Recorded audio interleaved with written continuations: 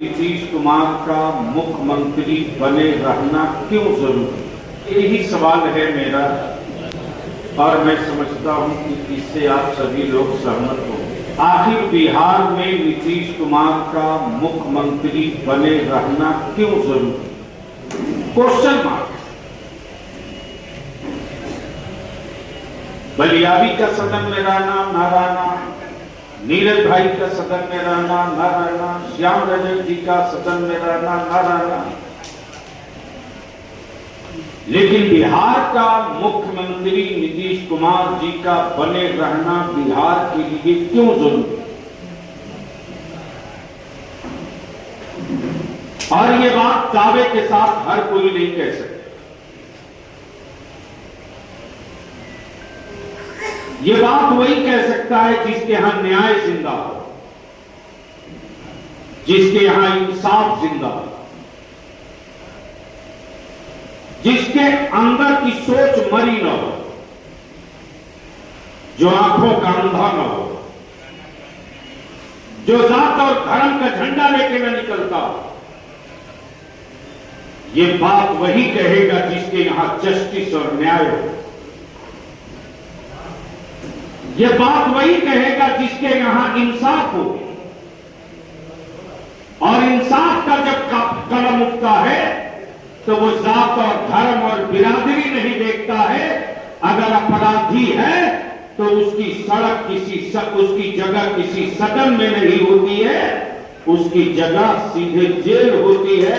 और इसीलिए जरूरी है। आप बता रहे हैं, हम तो रोज पूछते हैं मुसलमानों से, और भाई आफ्ताब साहब से भी कहेंगे, मुन्ना बाबू से भी कहेंगे, एक सम्मेलन हो सिर्फ मुस्लिम अल्पसंख्यक के बीच हो, हम पूछेंगे साहब क्यों नहीं पूछेंगे? या हमारे धनरुआ से, मसौड़ी से, पुनपुन से, ये जो हमारे साथी आए, ये बता रहे थे साहब कि 2005 में कोई निकलता नहीं था। दंगा कभी बिहार में होता था। माननीय मुख्यमंत्री नीतीश कुमार जी के आने के बाद दंगा और दंगाई बिहार से पलायन कर रहे थे। धार्मिक विवाद हो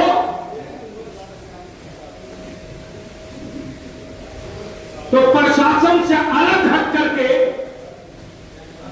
फेक और सही अपराधियों को ढूंढ निकालने का मैकेनिज्म भी पार्टी के पास है। और नो डाउट राजनीतिक और सियासी लाभ लेने वाले लोगों के हर रोग की दवा बढ़िया से भाई नीरज जी के पास एनी टाइम मौजूद है। ये बात मुस्लिम नहीं कहता, अकलियत के सारे लोग कहते हैं कि नीतीश कुमार जी से बेहतर कोई मुख्यमंत्री नहीं। सभी धर्म, सभी बिरादरी, सभी जात, सभी समुदाय के लोग कहते हैं। लेकिन जब मैं मुसलमानों से पूछता हूं वोट क्यों नहीं देते हो साहब, जब कहा उर्दू टीचरों की बहाली उन्होंने किया, कब्रिस्तान की घेराबंदी उन्होंने किया, दंगा को जड़ से बिहार से कबाड़ के फेंक दिया उन्होंने किया, मौलाना मजरूफ हक अरबी फारसी यूनिवर्सिटी उन्होंने दिया, मदरसों को अनुदानित उन्होंने किया, लोन की व्यवस्था उन्होंने किया, फिर वोट क्यों नहीं देते हो? ये सवाल उठता। लेकिन मैं ये भी जानता हूं, मुझे इसका भी अंदाजा, मैं समझता हूं इस वक्त कई राज्य मिला लो तो बलियावी से ज्यादा गांव और शहर घूमने वाला कोई नहीं मिलेगा। और ये नहीं कि सिर्फ मुसलमान के दरवाजे, मैं इसको नहीं मानता। और आज मैं दो टूक कह सकता हूं कि हमारा देश कभी कॉर्नर नहीं रहा। कभी सांप्रदायिकता का पक्षधर नहीं रहा।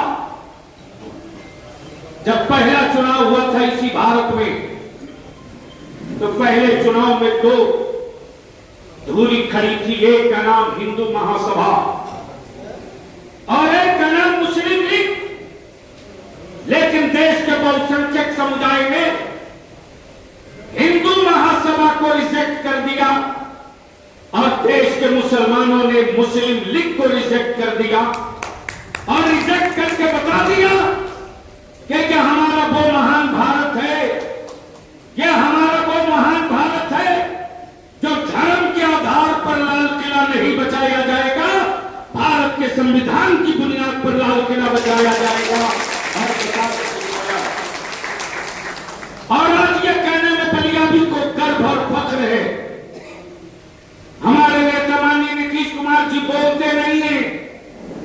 लोहिया जी ने साफ शब्दों में कहा है कि शासक नहीं बोलता है, उसका काम बोलता है। शासक नहीं बोलता, उसकी योजनाएं बोलती हैं।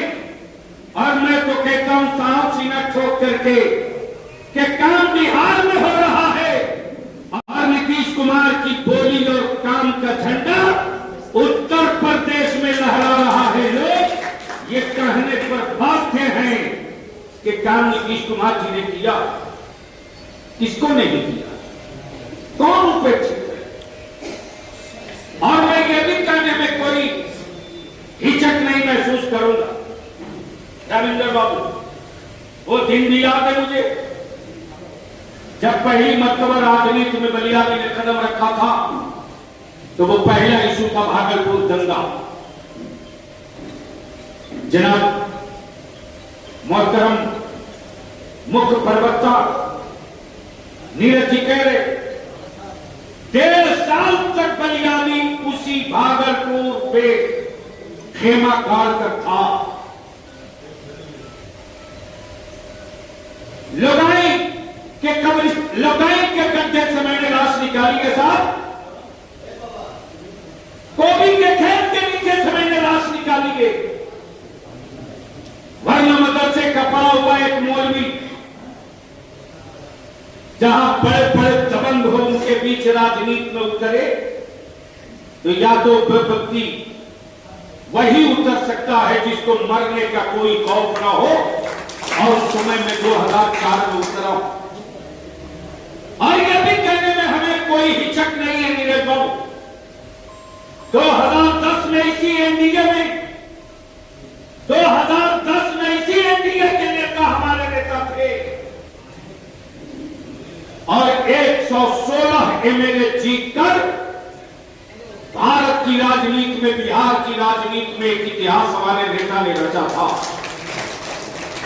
और इसको कहने में कोई हिचक नहीं कि हमारे अलायंस पार्टी को भी मुसलमानों ने दिखा करके मोहर मार के दिया। और ये कैसे दे दिया कि कहीं एक एमएलए घट न जाए नीतीश कुमार जी को मुख्यमंत्री बनने में, इसको हम कभी बर्दाश्त नहीं करेंगे। ये भी इतिहास है। लेकिन ये भी सच है कि मुसलमानों को ठहराने के लिए कुछ लोग सुपारी लिए बैठे हैं इसी फुलवारी में, इसी बिहार में। लेकिन अब हम भी तैयार हो चुके, अब हम भी निकल लिए। 1 साल बचा है चुनाव में, हम 1 साल नहीं इसको 6 महीना मान रहे हैं। हम अपने नेता से भी और पार्टी के संगठन के साथियों से भी आग्रह करें कि चिन्हित कर लिया जाए विधानसभा 243 तो 243। हम चले साथ, इसलिए कि मैं तो आज भाई श्याम रजक जी को बधाई देते हुए कहूंगा, ये ऊर्जा मंत्री भी रहे, जहां ऊर्जा कई पाइप से सप्लाई होती थी, उसका कहां कहां कटक था वो भाई नीरज जी जान रहे।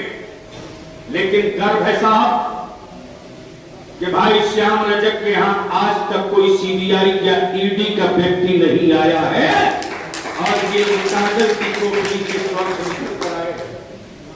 ये भी सही है।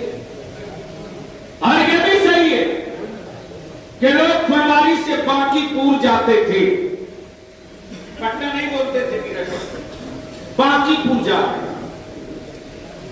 आज भी पुराने लोग को पैके कहा जा रहे हैं तो बांकीपुर जा रहे हैं। जाना है सब्जी बाग पटना मार्केट, लेकिन बोलते थे बांकीपुर जा रहे। आफ्ताब साहब चेयरमैन साहब तशरीफ फरमाए ना, ये थे मुन्ना बाबू थे, हम लोग गए। ये नया टोला क्या और आगे देखा एक शानदार अपार्टमेंट बना हुआ है साहब, और ये प्रयास श्याम रजक जी का था। आज जब ये प्रस्ताव इन्होंने दिया कि फुलवारी और इलाके के गरीब गुरबा किसी भी जात धर्म बिरादरी के हैं, झोंकी झोपड़ी में रहते हैं, लेकिन महल का कभी सपना नहीं देख सकते, हमारे नेता माननीय मुख्यमंत्री जी ने कहा श्याम जी आप जाइए, आज ही के दिन मैं फंड सैंक्शन कर रहा हूं, जो कल गरीब का बच्चा झोपड़ी में सांस लिया था, आने वाले दिनों में अपार्टमेंट में सांस लेगा। आज वो हवेली और अपार्टमेंट में है। लेकिन मैं जानता हूं मुसलमानों को डराने का ठेका मुसलमानी को दे दिया जाता है, दलित को डराने का ठेका दलित ही को दे दिया जाता है।